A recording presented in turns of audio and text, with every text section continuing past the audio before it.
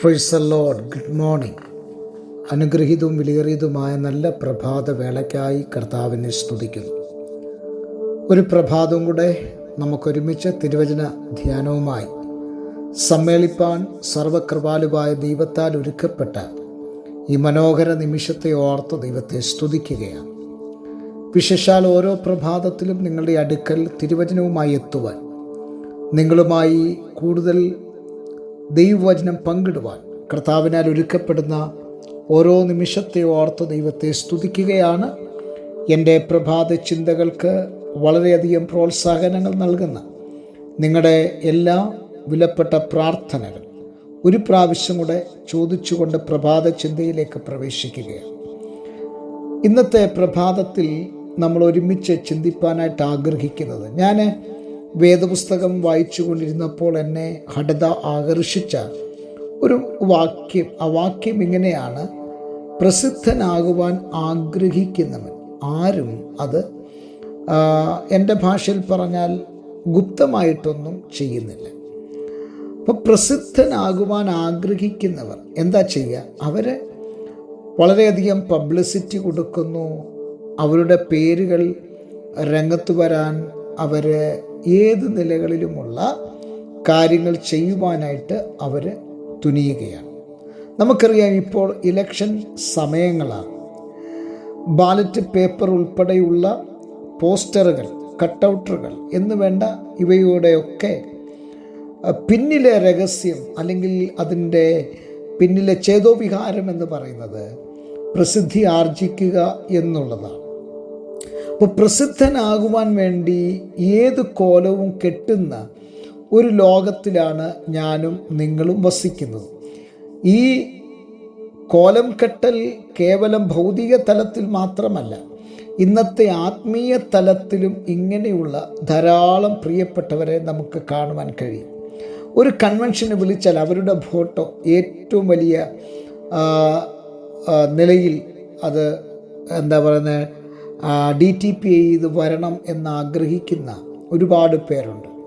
ഈ കഴിഞ്ഞ ദിവസം തന്നെ എന്നെ ഒരു മീറ്റിങ്ങിന് വിളിച്ചിട്ട് ആ മീറ്റിങ്ങിൽ ആ പ്രധാനപ്പെട്ട അല്ലെങ്കിൽ അദ്ദേഹത്തിൻ്റെ ഫോട്ടോ വളരെ വലുതാക്കി ആ പോസ്റ്റർ ഉണ്ടാക്കുവാനിടയായി. അങ്ങനെയൊക്കെ ധാരാളം പ്രിയപ്പെട്ടവർ നമ്മുടെ നടുവിലുണ്ട്. പോസ്റ്റർ ഉണ്ടാക്കുന്നതിനോ ഒന്നും ഞാനെതിരല്ല, ഞാനും ദിവസവും പോസ്റ്ററുകൾ ഉണ്ടാക്കുന്നു. പക്ഷേ എന്താണ് ഇതിൻ്റെ പിന്നിലെ ചേതോവികാരം? ചേതോവികാരം എന്ന് പറയുന്നത് മറ്റൊന്നുമല്ല, നമുക്ക് പ്രസിദ്ധിയാകുക, നമ്മളുടെ പേര് വിശ്രുതിയാകുക, നമ്മളുടെ പേര് ഒരുപാട് പേരറിയുക എന്നുള്ളതാണ്. എന്നാൽ ഞാൻ പറയട്ടെ, ഞാൻ ഈ വേദഭാഗം വായിച്ചപ്പോൾ എന്നെ പരിശുദ്ധാത്മാവ് പഠിപ്പിച്ച ഒരു ചിന്ത ഞാൻ പറയാം. ദൈവത്തിന് ആവശ്യം പ്രസിദ്ധന്മാരെ അല്ല, പ്രസിദ്ധന്മാരെ തേടിയല്ല കർത്താവ് ആഗ്രഹിക്കുന്നതും വരുന്നതും.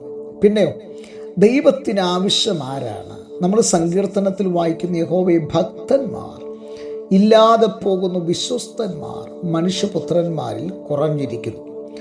പ്രസിദ്ധിയുടെയും പ്രതാപത്തിൻ്റെയും പിന്നാലെ ഒരു കൂട്ടം ജനം ഓടുമ്പോൾ ദൈവത്തിന് ആവശ്യം വിശ്വസ്തരായി നിൽക്കുന്ന ഒരു കൂട്ടം ജനത്തെയാണ്. അതുകൊണ്ടല്ലേ കർത്താവ് പറഞ്ഞത്, അല്പത്തിൽ വിശ്വസ്തനായിരുന്നാൽ ഞാൻ നിന്നെ അധികത്തിൽ വിചാരകനാക്കും. അപ്പം ദൈവത്തിന് ഇഷ്ടം എന്ന് പറയുന്നത് വിശ്വസ്തനായിരിക്കുക എന്നുള്ളതാണ്. ഏതെല്ലാം തലങ്ങളിൽ നമ്മൾ വിശ്വസ്തരായിരിക്കണം എന്ന് വേദപുസ്തകം നമ്മെ പഠിപ്പിക്കുന്നുണ്ട്. എന്നാൽ വിശ്വസ്തനായി നിൽക്കാൻ ഒരുവൻ ആഗ്രഹിക്കുമ്പോൾ പലപ്പോഴും അവൻ്റെ പേര് പുറലോകം അറിയണമെന്നില്ല. അവൻ മറ്റുള്ളവരുടെ മുൻപിൽ വരുമ്പോൾ അവനെ അംഗീകരിക്കണമെന്നില്ല. കാരണം ഇന്നൊരു ശവസംസ്കാര ശുശ്രൂഷയ്ക്ക് പോയാലും, ഒരു കല്യാണത്തിന് പോയാലും, അല്ല ഒരു സാധാരണ ചടങ്ങുകൾക്ക് പോയാലും പ്രശസ്തരായിട്ടുള്ള ചിലർ വന്നാൽ നമ്മളെപ്പോലെയുള്ള പലരും അവിടെ തഴയപ്പെടുകയാണ്, ഇഗ്നോർ ചെയ്യപ്പെടുകയാണ്. ആൾക്കാർ നോക്കുന്നതും പ്രസിദ്ധിയുള്ളവരെയാണ്, പ്രശസ്തി ആർജിച്ചവരെയാണ്. പക്ഷേ ഈ പ്രഭാതത്തിൽ പറയട്ടെ, ലോകം പ്രശസ്തിയുടെ പുറകാലെ പോകുമ്പോൾ ദൈവം വിശ്വസ്തനായ ഒരുവൻ്റെ പുറകെയാണ് യാത്ര ചെയ്യുന്നത്. പ്രസിദ്ധി ആർജിച്ചവരെ ഒക്കെ ദൈവം തഴഞ്ഞു മാറ്റുമ്പോൾ വിശ്വസ്തയായിരിക്കാൻ നിനക്ക് മനസ്സുണ്ടെങ്കിൽ, ലോകത്തിലെ ആരും നിന്നെ കണ്ടില്ലെങ്കിലും പ്രിയ ദൈവവൈതലേ, നിന്നെ കാണുന്ന ഒരു നല്ല കർത്താവുണ്ട്.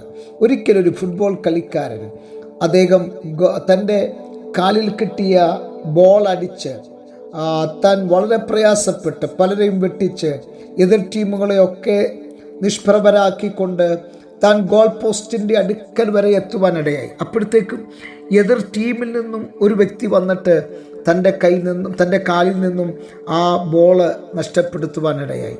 പക്ഷേ ഈ മഹാനായ വ്യക്തി അത് വളരെ ഗൗരവമായി എടുക്കാതെ തൻ്റെ കാലിൽ നിന്നും തൻ്റെ കളിക്കാരനായ തൻ്റെ ടീമിലെ വ്യക്തിയായ ഒരാളുടെ കാലിലേക്ക് അത് പാസ് ചെയ്യുവാനിടയായി. ആ മനുഷ്യൻ എന്ത് ചെയ്തേ? ആ മനുഷ്യൻ ആ ബോള് ഗോളിലേക്ക് അടിച്ചു കയറ്റി അദ്ദേഹം ഒരു ഗോൾ നേടുവാനിടയായി.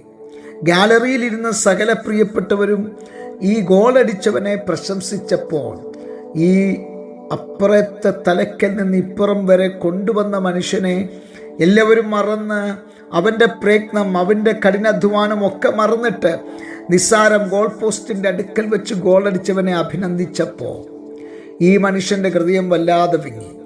എന്നാൽ ഗാലറിയിൽ തൻ്റെ കോച്ച് ഇരിപ്പുണ്ടായിരുന്നു.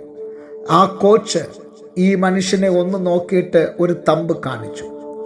ഈ മനുഷ്യൻ്റെ ഹൃദയത്തിൻ്റെ അകത്തുണ്ടായ വേദന എവിടെയോ പോയി മറഞ്ഞു. പ്രിയരെ, ലോകം നമ്മളെ ഇങ്ങനെ വിധിക്കുമ്പോൾ നമ്മുടെ പ്രയത്നവും നമ്മുടെ കഠിനാധ്വാനവും നമ്മുടെ കണ്ണുനീരും നമ്മുടെ പ്രാർത്ഥനയും നമ്മുടെ വചനധ്യാനവും ഒക്കെ കാണുന്ന കർത്താവ് ഉയരത്തിലുണ്ട്. ആ കർത്താവ് നിനക്ക് പ്രതിഫലം തരാതെ ഇരിക്കുകയില്ല. ആകയാൽ പ്രസിദ്ധി അല്ല വേണ്ടത്.